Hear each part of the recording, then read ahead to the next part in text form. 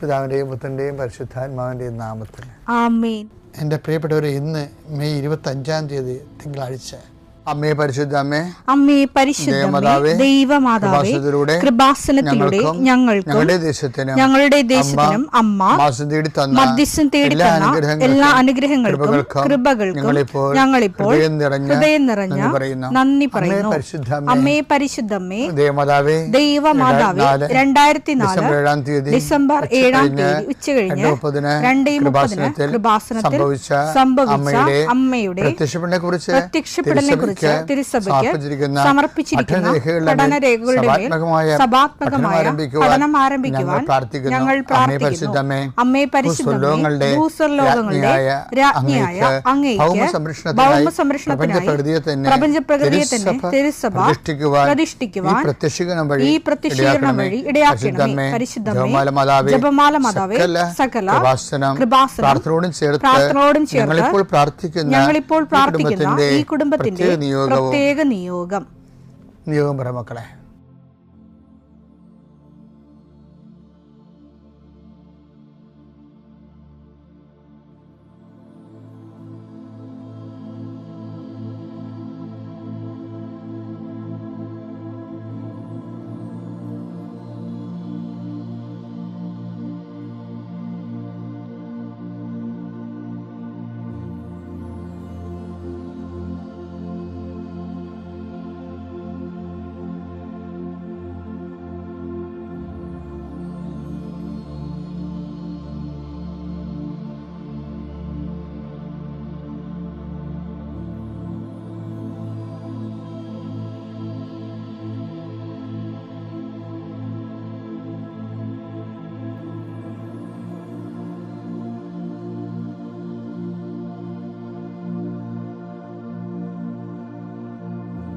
അമ്മയുടെ പ്രത്യക്ഷീകരണത്തിന്റെ ഈ അനുഗ്രഹവേളയിൽ ഞങ്ങൾക്ക് സാധിച്ചു തരുവാൻ കനിയണമേ. ആമേൻ. വിശ്വാസ പ്രമാണം. സർവശക്തനായ പിതാവും ആകാശത്തിന്റെയും ഭൂമിയുടെയും സൃഷ്ടാവുമായ ദൈവത്തിൽ ഞാൻ വിശ്വസിക്കുന്നു. അവിടുത്തെ ഏകപുത്രനും ഞങ്ങളുടെ കർത്താവുമായ ഈശോമിശിഹായിലും ഞാൻ വിശ്വസിക്കുന്നു.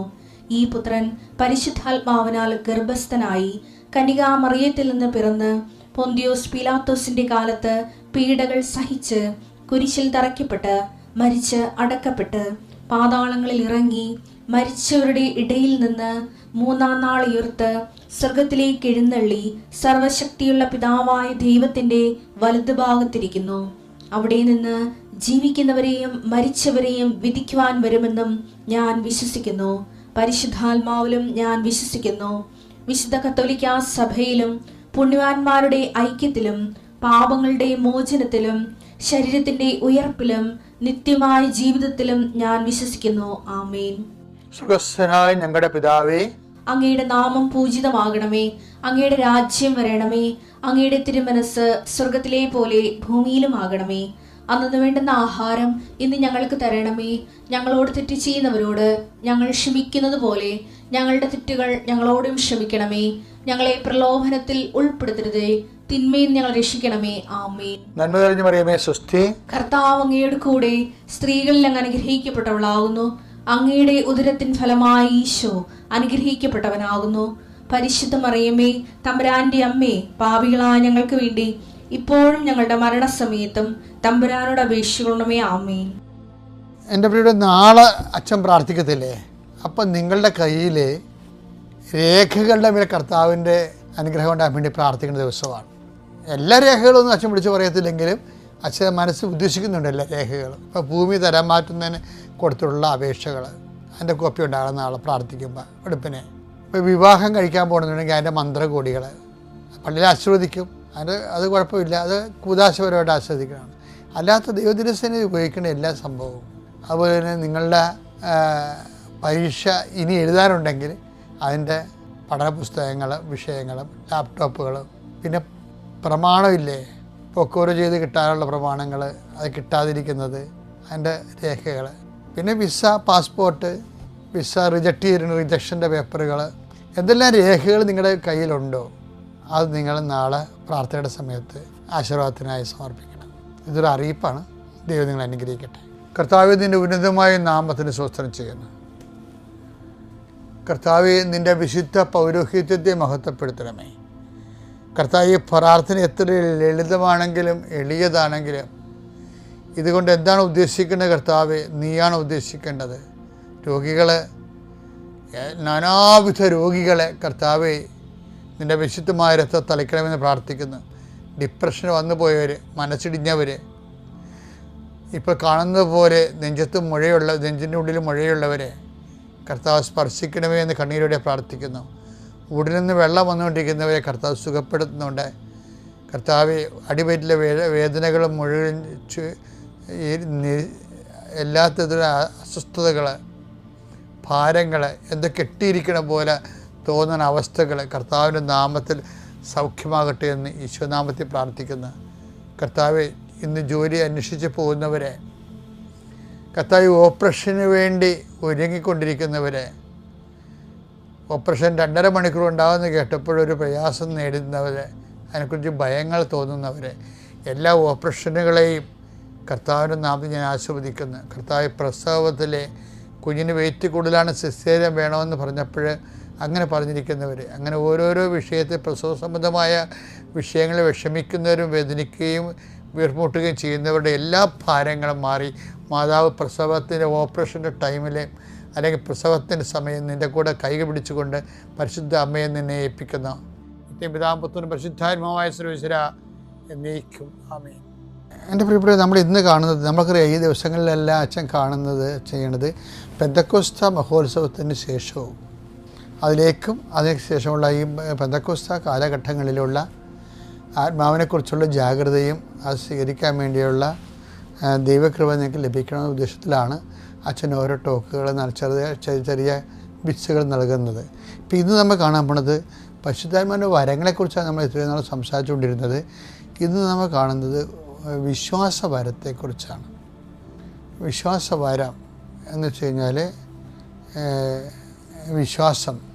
നമുക്ക് വിശ്വാസത്തിന് പല തലങ്ങളുണ്ട്. ഒരറിവിൽ നിന്നുണ്ടാകുന്ന വിശ്വാസമുണ്ട്. ഇപ്പോൾ നമുക്ക് അമേരിക്കയെക്കുറിച്ചൊക്കെ പറയുമ്പോൾ അമേരിക്ക നമ്മൾ കണ്ടിട്ടില്ലെങ്കിലും നമ്മൾ ഉണ്ട്, അപ്പോൾ നമുക്കൊരു വിശ്വാസമുണ്ട് അല്ലേ. പിന്നെ സ്നേഹം വിശ്വസിക്കുന്നു, ഇപ്പോൾ സ്നേഹമെല്ലാം വിശ്വസിക്കുമെന്ന് പൗലോസ് പറഞ്ഞില്ലേ. അപ്പോൾ നമ്മളോട് പറഞ്ഞു തന്നിട്ട് നമുക്ക് കാണാൻ അറിവില്ലെങ്കിലും ചില കാര്യം നമുക്ക് വിശ്വസിക്കാൻ ജീവിക്കാൻ പറ്റത്തില്ല. ചിലർ ചതിക്കും, പക്ഷേ പകുതി മുക്കാലും നമ്മുടെ അമ്മയൊക്കെ പറയണത് എല്ലാം കറക്റ്റായിരിക്കും, നമ്മളോടുള്ള സ്നേഹത്തിലായിരിക്കും അത് പറയണത്. അപ്പോൾ സ്നേഹിതന്മാർ പറയുന്നതെല്ലാം പകുതി മുക്കാലും കറക്റ്റായിരിക്കും. അച്ഛനത് ചെയ്യേണ്ട കേട്ടാ, അത് ശരിയാകത്തില്ല കേട്ടാ എന്ന് എന്നോട് ചിലർ പറഞ്ഞിട്ടുണ്ട്. അപ്പോൾ ഞാൻ പിന്നെ ചിലപ്പോൾ ആ ഒരു സമ്മേളനത്തിന് അല്ലെങ്കിൽ ആ ഒരു പദ്ധതി ഞാൻ പിന്നെ എടുക്കത്തില്ല. എന്താ കാര്യം? നമ്മളോട് പറയുന്ന ആൾക്കാർ നമ്മൾ ദുഃഖിക്കരുത്, നമ്മൾ നന്മയിലൂടെ വളരണമെന്ന് ആഗ്രഹിച്ചിട്ടുള്ളത് പറയണം. അപ്പോൾ അവർ കറക്റ്റായിട്ട് ഇപ്പോൾ എന്നെ കുറേ ആൾക്കാർ എന്നോട്, ഞാനധികം റിലേഷൻസ് കീപ്പ് ചെയ്യത്തില്ല, വളരെ ചുരുക്കം റിലേഷൻസ്. കാര്യം ഈ ആവശ്യമില്ലാത്ത കയറി ആൾക്കാരെ എന്നെ സ്വാധീനിക്കാതിരിക്കാൻ വേണ്ടി ഞാൻ അധികം റിലേഷൻസ് കീപ്പ് ചെയ്യത്തില്ല. ഞാൻ അരൂപിക്ക് എടുത്ത പ്രവർത്തനങ്ങൾക്ക് എതിരായിട്ടേ വരത്തുള്ളൂ മാനുഷികമായ ഐഡിയോളജികൾ. പക്ഷെ എന്നാലും ചില വിഷയങ്ങൾ ചില ആൾക്കാർ പറയുമ്പോൾ അത് പരിശുദ്ധാരും നമ്മളെ പറയും അത് കറക്റ്റാണ്, അപ്പോൾ അതുകൊണ്ട് അല്പം നഷ്ടമാണെങ്കിലും തൽക്കാലം നിൽക്കുക, അല്ലെങ്കിൽ ചാറേണ്ട കാര്യമില്ല എന്ന് പറയുമ്പോൾ അത് സ്നേഹത്തിൽ നിന്നുണ്ടാകുന്ന വിശ്വാസമാണ്. പിന്നെയെന്ന് പറയണത് അഭിഷേകപരമായ വിശ്വാസമുണ്ട്. അതൊരു വരവാണ്. എല്ലാം വരവാണെങ്കിലും അഭിഷേക വിശ്വാസത്തിന് അത് കൂടിയ വരവാണ്. അഭിഷേക വിശ്വാസം കാണപ്പെടാത്തതുകൊണ്ട് പ്രത്യാശകൾ ലഭിക്കും എന്നുള്ള ഉറപ്പ് മാത്രമല്ല, അഭിഷേക വിശ്വാസം എന്ന് പറയുമ്പോൾ നമുക്ക് ആന്തരിക ബോധ്യം, ആരും നമ്മൾക്ക് സപ്പോർട്ടീവല്ല, ആ വിഷയത്തിൽ സപ്പോർട്ട് ചെയ്യുന്നില്ലെങ്കിലും നമുക്ക് ആന്തരിക ബോധ്യം കൂടുതലായിരിക്കും. ഇപ്പം ഞങ്ങളൊക്കെ മിഷൻ ചെയ്യണത് അങ്ങനെയാണ്.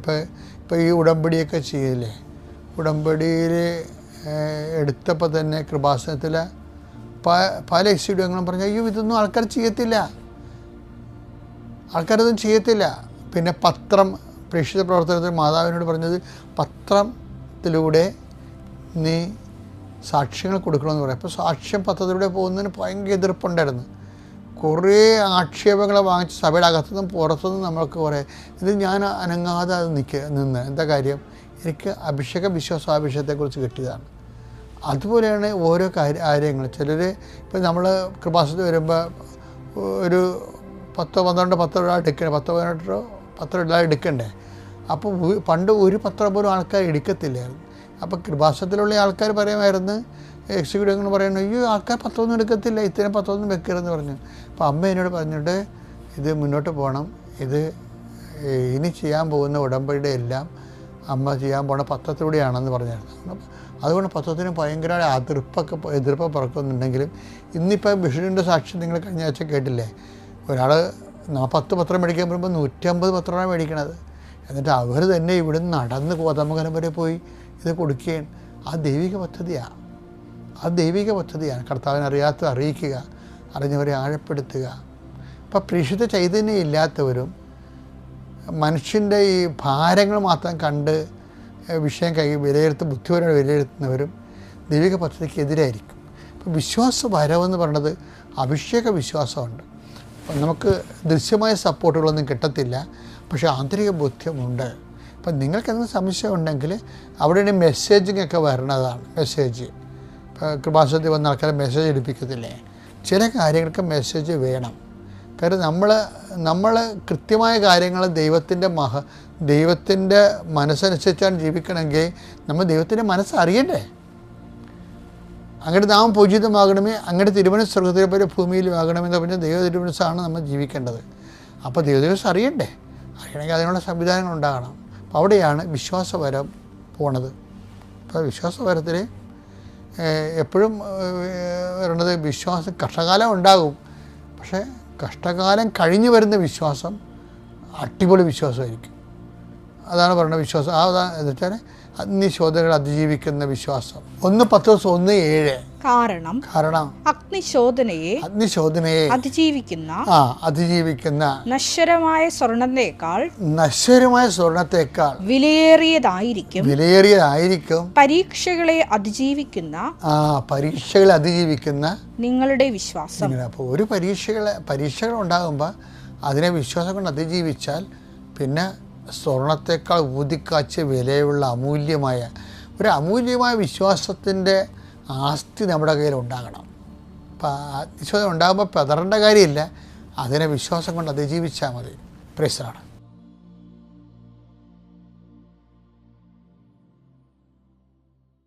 അത്യപൂർവ ദൈവാനുഭവങ്ങൾ ഇനി നിങ്ങൾക്കും സ്വന്തം.